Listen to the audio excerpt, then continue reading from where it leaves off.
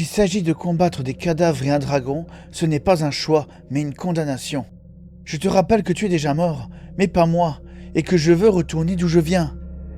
Laisse-moi t'expliquer ce que je perçois. Si ça peut te rassurer, je ne pense pas que tu devras affronter à la fois les morts et le dragon. Je ne sais pas si on te l'a déjà dit, mais tu es très mauvais pour rassurer les gens. Du peu de souvenirs que j'ai, je n'étais pas un très bon orateur de mon vivant. Ça n'a pas changé avec ta mort, rétorqua-t-elle sèchement. Les yeux toujours rivés sur l'aile gravée dans la paroi rocheuse, Migosaven ferma les yeux un instant. Elle se focalisa sur le silence de la caverne, tentant de faire abstraction de ce qui se trouvait derrière elle. « Je suis désolée, murmura-t-elle. Je suis méchante avec toi parce que j'ai peur. Je veux rentrer chez moi. Je veux retrouver ce que j'ai toujours connu. Je voudrais retrouver mon grand frère, ajouta-t-elle d'une voix tremblante. Vas-y, Ocha, je t'écoute. Tu es arrivé ici en passant par un portail. Et si tu veux retourner d'où tu viens, tu dois à nouveau en emprunter un. Mais ils sont très rares et presque tout aussi capricieux. Ils se maintiennent ouverts lorsqu'ils en ont envie. Alors je dois trouver un portail qui est déjà ouvert? Oui, ici, sur cette terre, il n'y en a qu'un seul susceptible de te renvoyer dans le manoir où tu te trouvais. Et il n'est pas facile d'accès.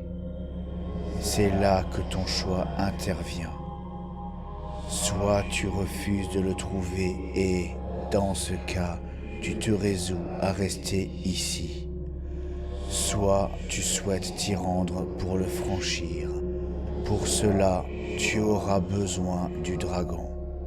Seul lui pourra t'emmener jusqu'au portail. Il n'y a pas d'autres alternatives. Les morts surveillent le dragon, se rappela-t-elle. Où est-il? Derrière ce mur, endormi et enchaîné. Tu peux le réveiller. Tu peux briser ses chaînes. En faisant cela, tu sortiras également les soldats de leur sommeil mortuaire. Ils sont là pour veiller à ce que le dragon ne soit pas libéré, et ils se battront pour ça. Les informations se bousculaient dans la tête de Migosaven. Le portail, le dragon, les soldats morts. Ça faisait un peu trop d'un coup, un peu trop pour elle. « Comment est-ce que je peux affronter une armée de morts ?» fit-elle d'une voix blanche. « Avec le dragon, s'il t'obéit. » Est-ce qu'un abîme ne venait pas de s'ouvrir sous ses pieds? Et comment je suis censé faire pour qu'un dragon m'obéisse? Mon frère avait un loup, moi une buse. Jamais rien de plus gros qu'un rapace ne m'a obéi. Le seul dragon qui existe à Karm est notre figure de création. Et la dernière fois qu'il a été vu, il n'était pas content du tout. Autant dire que je n'ai aucune expérience des dragons. Et là... Elle tira sur sa tresse, l'enroula autour de ses doigts. Elle n'avait rien sur elle, pas d'arc, ni de flèche, encore moins ces longues aiguilles qu'elle savait lancer à la perfection. Aucune arme n'était en sa possession. Comment pourrait-elle imaginer défier l'armée qui se tenait immobile derrière elle? Et comment pourrait-elle seulement espérer qu'un dragon lui obéisse? C'était tellement ridicule qu'elle en aurait ri, si elle ne s'était pas trouvée là. Tu me demandes de réveiller un dragon, de le rendre docile et de battre des soldats morts qui vont s'animer. Une partie de plaisir, vraiment. La survie est donc un concept qui t'échappe, railla-t-elle. Je ne te demande rien. Je t'explique les choix qui se présentent. Toi seul peux décider quoi faire. Si je refuse de réveiller le dragon, si je laisse tomber tout ça et qu'on fait demi-tour, est-ce que je pourrais vivre ici? À nouveau, Ocha prit quelques instants pour répondre. Non, tu mourras en peu de temps. Elle ferma les yeux, démunie. Ainsi, le choix qu'on lui offrait n'en était pas vraiment un. Elle pouvait soit tenter sa chance face au dragon et à l'armée des morts et probablement mourir, soit mourir sans avoir à se battre.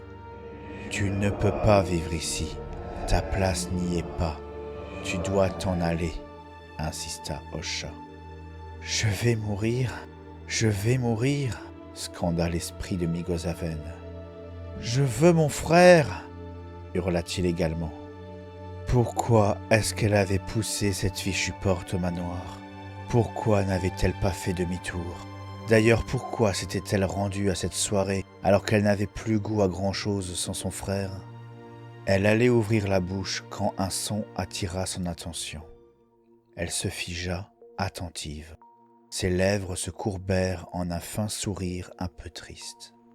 Peut-être pourrait-elle tenter quelque chose, mais elle doutait que ce soit suffisant face à des soldats armés et déjà morts. Dans son dos, les battements d'ailes gagnèrent en intensité. Elle n'eut pas besoin de se retourner pour deviner qu'il s'agissait de chauves-souris. Des rapaces auraient été préférables, bien sûr. Néanmoins, tout ce qui était capable de voler et qui pouvait être son allié était bon à prendre. Le sifflement de Migozaven s'éleva, se répercutant sur les parois rocheuses, long et bas. Elle le répéta 2 fois, modifiant sa fin. Les battements d'ailes se turent presque à l'unisson, et plus un son ne parvint jusqu'à elle. Les chiroptères s'étaient tous accrochés au plafond. Ils patientèrent, aussi silencieux et immobiles que l'armée de morts sous eux. La jeune femme regarda tout autour d'elle, ses yeux glissant au-dessus des soldats. Ce monde s'avérait étrange. Les insectes étaient énormes et broutés dans des prés. Une moitié d'âme regardait des fleurs pousser. Un gardien d'ombre et de ténèbres veillait sur une forêt abritant la tombe d'un dragon et de soldats prêts à s'animer. Peut-être qu'elle n'en réchapperait pas. Peut-être qu'elle devait mourir ici, que c'était écrit quelque part dans les fondements de son monde. Mais si ça avait été son frère à sa place, il ne se serait pas laissé abattre, même sans griffe argent et sans aucun de ses couteaux. Il aurait tenté sa chance, aurait défié le dragon et les morts, se serait battu jusqu'à ce qu'il l'emporte, ou qu'il soit emporté. Nagoroshta se serait tenu devant ce mur, il aurait fait face à ce qui l'attendait. Alors, elle ferait face, elle aussi. « Comment on ouvre ce mur ?» finit-elle par demander à Osha. « Tu as fait ton choix. Mourir ou mourir, ce n'est pas vraiment ce que j'appelle un choix. Disons que j'ai décidé de comment je finirai, à peu près. Et puis s'il y a la moindre chance que je réussisse, je dois la saisir. Alors, ce mur, c'est plus une porte qu'un mur en réalité. Qui dit porte, dit serrure.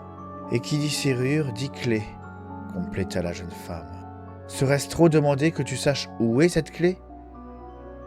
Il y en avait 2, en réalité. L'une n'était pas bien dure à trouver, même si elle fit passer Migozaven par diverses émotions comme le déni, la colère et l'acceptation. L'autre, en revanche, se trouvait plus loin encore dans les cavernes, et c'est vers celle-ci qu'ils se dirigèrent d'abord, Osha endossant son rôle de guide.